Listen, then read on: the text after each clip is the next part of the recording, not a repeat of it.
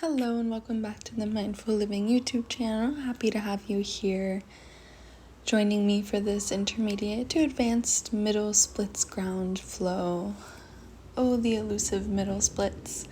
We'll start in Baddha Konasana, soles of the feet touch, and we'll just fold over the legs.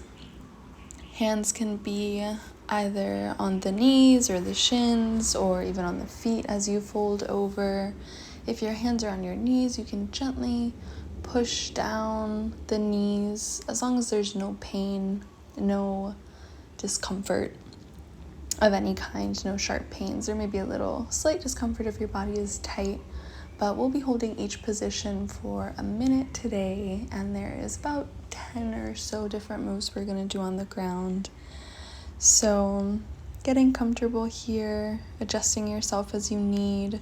Sometimes our feet are closer to our torso, sometimes they're farther apart, and just being okay with whatever it is, whatever expression of the shape comes to you today. Let's shift into a wide-legged forward fold. Feel free to place a bolster or a block underneath your torso or your head or your neck. If your hips and your hamstrings are extremely tight, you could even sit on a bolster or a block to help elevate the hips.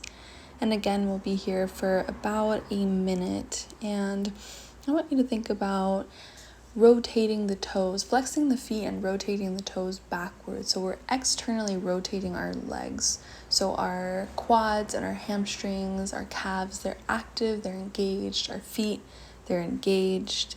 And again, remembering that your expression doesn't have to look like my expression. But every time we practice, our body opens a little bit more, of course, with consistent and disciplined practice.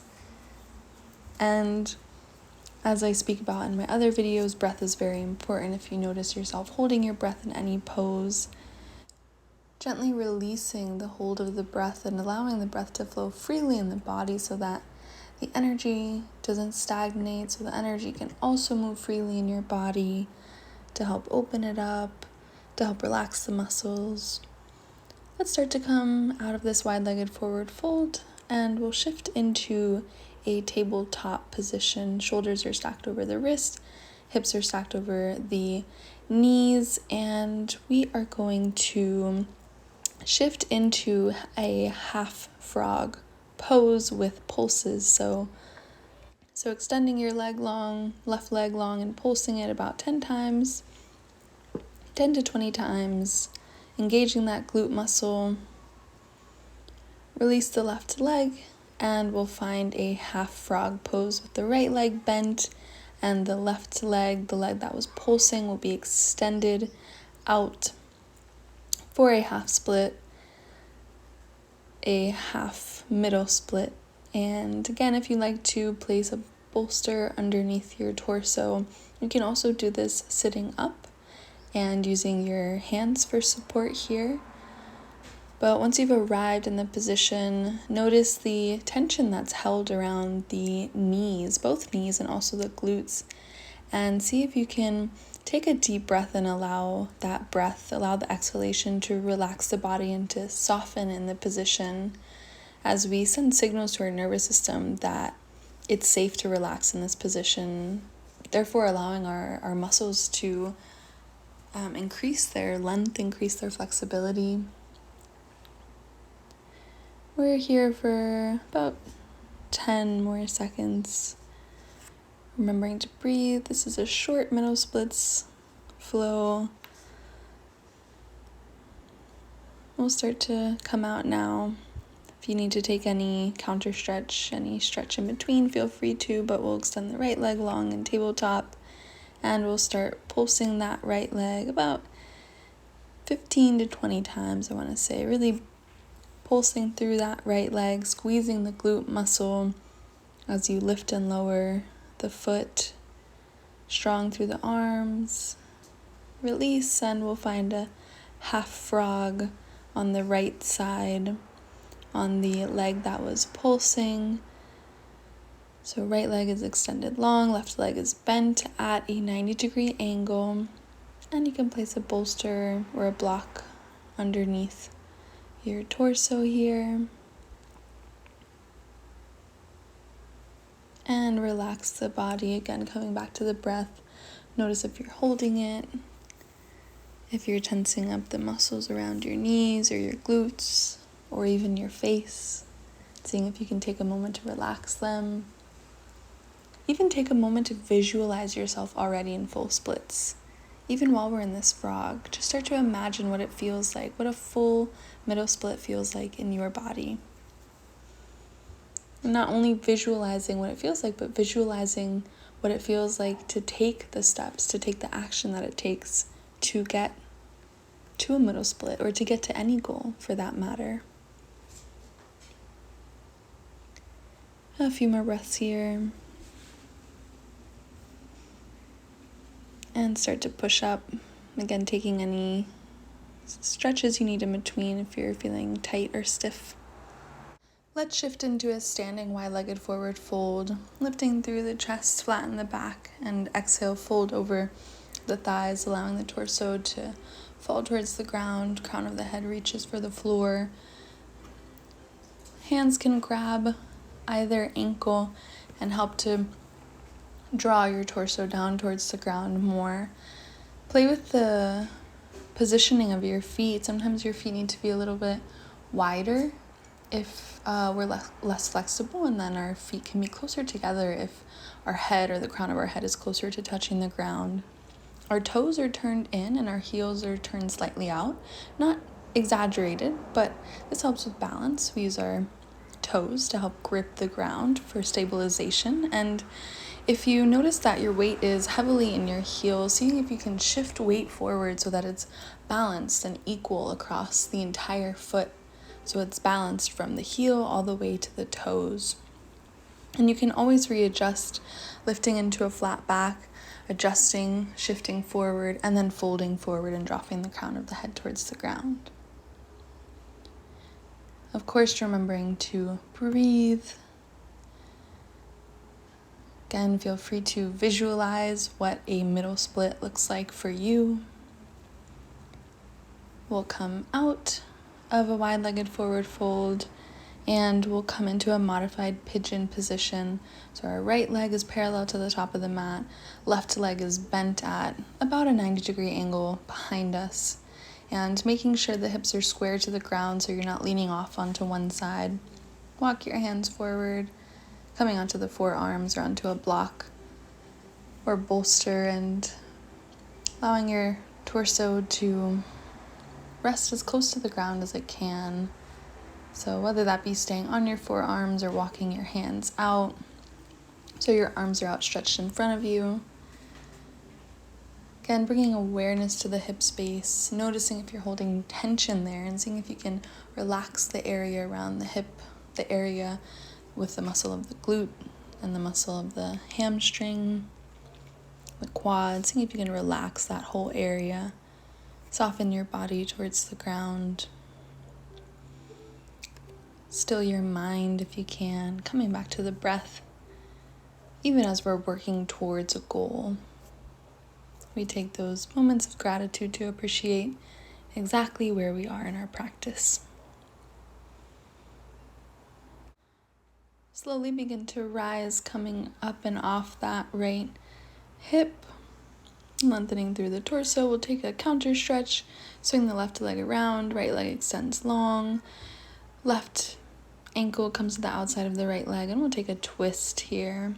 Just a gentle spinal twist. Left hand is behind the body. We'll only be here for a few seconds. We're not going to stay here an entire minute. Making sure to push into that left hand to help lengthen through the spine, reach the crown of the head towards the ceiling, and come back through center. We'll find modified pigeon on the left side. So left shin is parallel to the top of the mat. Right leg is behind us at about a 90-degree angle. Foot flexed against the ground. And you can walk your hands forward, coming onto your forearms or stretching the arms out in front of you. If your hips are tighter and you're just starting out, you can always place a block or a bolster underneath the left hip. You could also do that on the other side as well, either side. And this helps create elevation through the hips, and so it helps open them when they're slightly more tight. and also observe and be okay with the fact that sides are very different. So one side may be a lot more open than the other one, and maybe one day it was a lot more open than the next day. So just noticing these things, noticing how your activities play into that, your daily activities play into that. Maybe if you sat for a really long time on a certain day and your hips are a lot more tight, just taking mental notes of that, observations, no judgment, just so you can look back on your journey and your progress over time. Let's come up and find that seated twist. Left leg extends long, right foot comes up and over the left knee, giving that right leg a squeeze. Right hand is planted behind us and you're really pushing into the right hand to help lengthen through the spine. Reaching the crown of the head up towards the ceiling. Will only be here for a few breaths. Good, starting to come out. We'll shift into a deep lizard lunge position. Right foot comes to the very outside of the mat. Hands are on the inside of that right leg. Untuck the toes of the left foot, drop the back knee. If the hips are really tight here, it's a great practice to turn the right toes out or to come on the outer blade edge of the right foot. You can also place a block underneath your hands to help really lift through the chest, really lift through that hip. If your hips are a little bit more open, you can come down to your forearms, making sure that wherever you are, your knee is stacked directly over your ankle and you're not holding your breath. You're able to breathe. Breathing into the hips, soften through the hips as well on each exhale. Remain long through the spine. Try and resist having a hunched back or resist crunching into the hip. Again, if it's hard for you to breathe, you can always come up and onto your hands. But from here, we'll start to shift into half splits, stretching through the hamstring of the right leg, shifting weight over the back knee. So hips are stacked over the back knee, right leg is extended long, back toes are tucked for stability, and you're just folding over that right leg. Toes of the right foot are flexed, reaching back towards the shin. The knee and the quad are engaged to help lengthen through the back side of the leg, to help create that space in the hamstring. You should feel that all the way from the heel of the foot through the calf and through the hamstring, even to your low spine. And lifting up, adjusting if you need to. Always feeling free to reset, coming through a flat back and then folding back over that right leg if you need to adjust. We'll shift into Skandasana or side lunge on the right leg. So shifting weight back into the right foot, turning towards the left side of your mat, and we'll start to sway from side to side, from Skandasana on the right side to side lunge on the left side. So we're extending that right leg and then the left leg long, so we're stretching through the hamstrings and the hips here. It's one fluid motion. If your hips are really tight again here, you can stay elevated through the hips rather than coming down, rather than bringing your hips, your tailbone all the way to the ground. You can keep it about a foot or two off and just shift from side to side that way. But we'll hold on the right side for about 1 minute here. This can be quite challenging, especially after the other poses we've done. If that's the case, you can always elevate your hips with a block, or again, you can just stay more elevated through the hips, about a foot or two off the ground, still bending through that right leg. It'll feel like more of an active pose, I'd say, than Skandasana does when we're low to the ground. But of course, this will depend on our individual flexibility and where we are, and however we are feeling the day that we're practicing this.